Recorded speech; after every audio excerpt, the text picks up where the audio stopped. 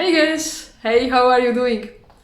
June is approaching really soon, so I was thinking let's check out that running shoe market for June.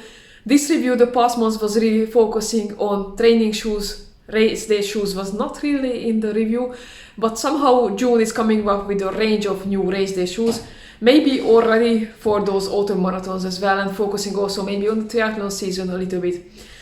Asics is coming with 2 new shoes and Saucony as well with 1 at least. So let's check out those. Let's start with Asics, and this is the Metaspeed Sky Plus and the Metaspeed Edge Plus.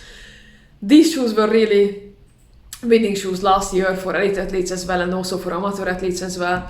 Really, you could see that it was only not the Nike Vaporfly which was used so many amateur races, but also these shoes. Both shoes are getting updated, of course. New upper, new carbon plate, and also the midsole is upgraded as well. Regarding the upper, that's called motion wrap upper. It has different pieces of the upper. Some are more stable and some became more breathable even. I think they are really focusing on those warm ones as well. Just get there for the races. Of course, for example, for some triathlons it will be around 35 Celsius as well, and even above. Maybe Kona in October as well. Maybe they have also these, of course, in front of their eyes. Lucy Charles became also one of the elite athletes of Asics, so I hope that we will see her racing in those Asics shoes. The Metaspeed Sky Plus is still staying the higher stack height shoes. There will be 33mm in the heel and 28mm in the forefoot, which means a 5mm drop.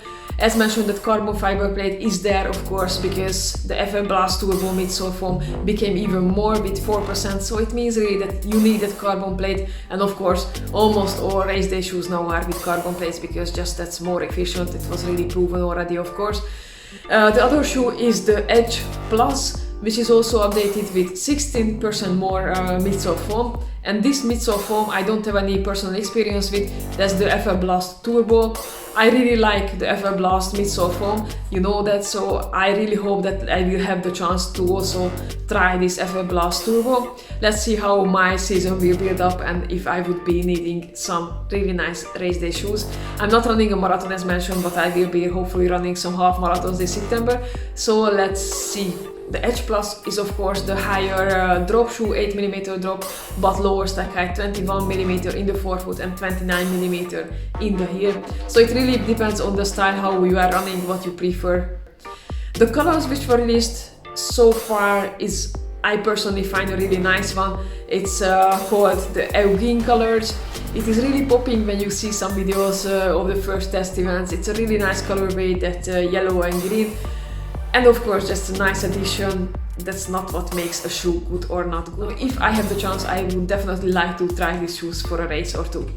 The other company what I was mentioning in the beginning with another race day shoe, that's Saucony, and that will be the version 3 of the Saucony Endorphin Pro. What you can see here, that's the first version from 2020 still. It's almost unbelievable, 2 years ago. I do not own a second version because there were really little upgrades, so I did not purchase the second version. Really love this shoe as well, though the speed was really my favorite in this Endorphin lineup. The carbon plate in the Pro is also really super. So they are coming up with the 3rd version. It was announced for the 20th or the 21st of June, but I did not have any news really the past week, so let's see if it's really coming to the market in a month's time basically. But what are the updates? So they mentioning, of course, the carbon plate was updated. On the midsole it will be really same Power Run PB, which I really like. I really like this midsole foam. I think it's good that they are not majorly updating it. They are maxing out basically the stack height, so they added 4mm of stack height. It will be 39.5 in the heel and 31.5 in the forefoot, which means also that there will be an 8mm drop, which is in the middle. I really like those 8mm drop shoes. My favorite is really between the 6 and the 8mm drop. The Speed Road technology will also be staying with this shoe. That will not be really majorly updated, but the weight will be really less. I was just measuring before this video, this in my size is 200 grams, and what they are saying that the women's sizes will be 175 grams, which means usually for me 5 or 10 grams difference. So I would say that in my size it will be like 15-20 grams less, which is quite something because we are talking about more or less 10% less weight. That's a good direction definitely from Saucony.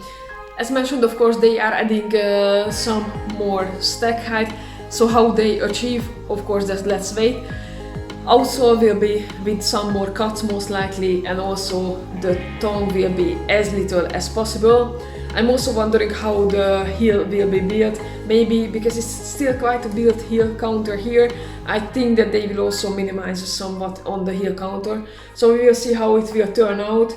I definitely would be interested in the shoe, but I will have to make some decisions because, as mentioned, I did not have those Asics lineups, and this I already owned one from 2 years ago, and I can still put quite some kilometers in this shoe. So let's see how it works out. Interesting. I think both lines up are really interesting for this year. Depends on your personal preference. Let me know in the comment box below what race day shoe do you own, what are you looking for this year as well for your marathons, your upcoming triathlons maybe. If you like the video, please give it a thumbs up and don't forget to subscribe to the channel. See you in the next video, most likely from France.